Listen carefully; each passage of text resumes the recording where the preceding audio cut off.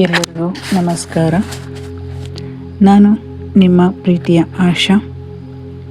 ರಾಣಿ spiritual world 33 ನಿಮಗೆ ನಿಮ್ಮೆಲ್ಲರಿಗೂ ಹೃತ್ಪೂರ್ವಕವಾದಂತಹ ಸ್ವಾಗತ.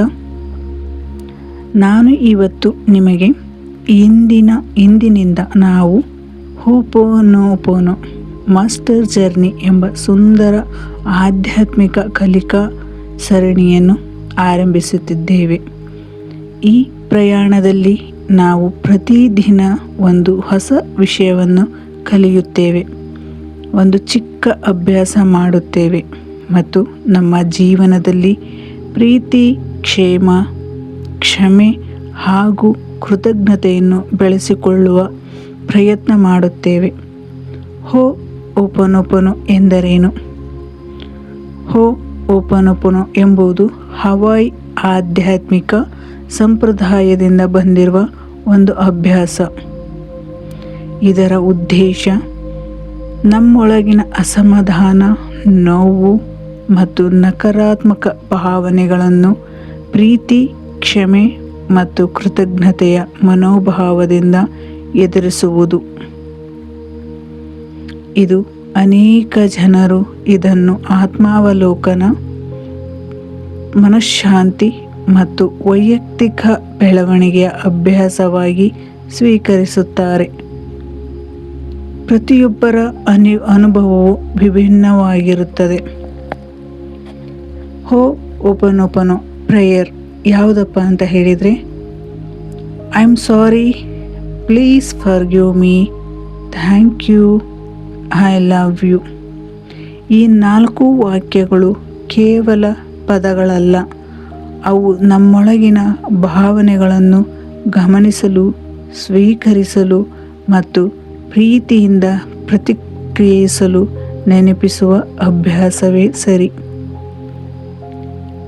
ಓಕೆ, ಇಂದಿನಿಂದ ಈ ಅಭ್ಯಾಸವನ್ನು ನಾವು ಎಲ್ಲರೂ ಒಟ್ಟಾಗಿ ಮಾಡೋಣ.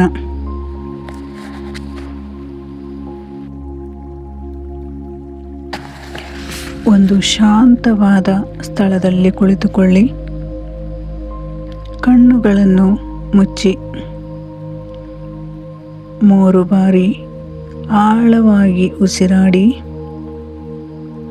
ನಂತರ ನಿಮ್ಮ ಮನಸ್ಸಿನಲ್ಲಿ ನಿಮಗೆ ಭಾರವಾಗಿರುವ ಒಂದು ಭಾವನೆ ಅಥವಾ ಪರಿಸ್ಥಿತಿಯನ್ನು ನೆನಪಿಸಿಕೊಳ್ಳಿ. ಆಗ ನೀವು ಹೇಳಿ, ನಿಧಾನವಾಗಿ ಹೇಳಿ, I am sorry, please forgive me, thank you, I love you. I am sorry, please forgive me, thank you, I love you.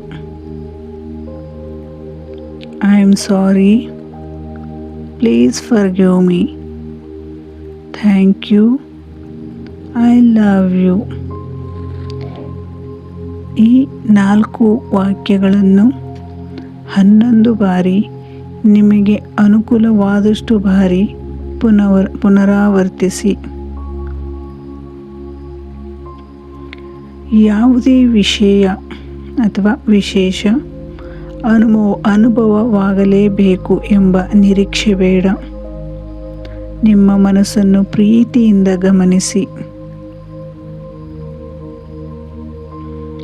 ಇದನ್ನು 10 ನಿಮಿಷ ನೀವು ಧ್ಯಾನ ಮಾಡೋದ್ರಿಂದ ನಿಮ್ಮ ಮನಸ್ಸಲ್ಲಿರುವಂತಹ ಎಷ್ಟೋ ನೋವುಗಳು, ಮಾನಸಿಕ ಹಿಂಸೆ, ನಿಮ್ಮ ಆರೋಗ್ಯದಲ್ಲಿರುವಂತಹ ಸಮಸ್ಯೆಗಳನ್ನು ನೀವು ಸಂಪೂರ್ಣವಾಗಿ ದೂರ ಮಾಡಿಕೊಳ್ಳುತ್ತೀರಾ. ನಂತರ ಧ್ಯಾನ ಮುಗಿದ ನಂತರ ಇಂದಿನ ಜರ್ನಲಿಂಗ್ ಅಂದರೆ ಇಂದು ನಿಮ್ಮ ಡೈರಿಯಲ್ಲಿ ಈ ಪ್ರಶ್ನೆಗೆ ಉತ್ತರ ಬರೆಯಿರಿ. ಈ ಪ್ರಯಾಣದಿಂದ ನಾನು ಏನು ಕಲಿಯಲು ಬಯಸುತ್ತೇನೆ?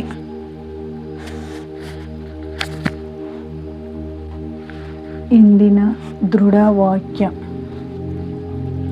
ನಾನು ನನ್ನನ್ನು ಪ್ರೀತಿಯಿಂದ ಸ್ವೀಕರಿಸುತ್ತೇನೆ. ಪ್ರತಿದಿನ ನಾನು ಹೆಚ್ಚು ಶಾಂತಿ ಮತ್ತು ಅರಿವಿನ ಕಡೆಗೆ ಸಾಗುತ್ತಿದ್ದೇನೆ. ಇದನ್ನು ನೀವು ಕನಿಷ್ಠ 1 ಬಾರಿ ಅಥವಾ 5 ನಿಮಿಷಗಳ ಕಾಲ ಈ 4 ವಾಕ್ಯಗಳನ್ನು ಅಭ್ಯಾಸ ಮಾಡಿ. ನಂತರ ನಿಮ್ಮ ಅನುಭವವನ್ನು ಡೈರಿಯಲ್ಲಿ ಬರೆಯಿರಿ.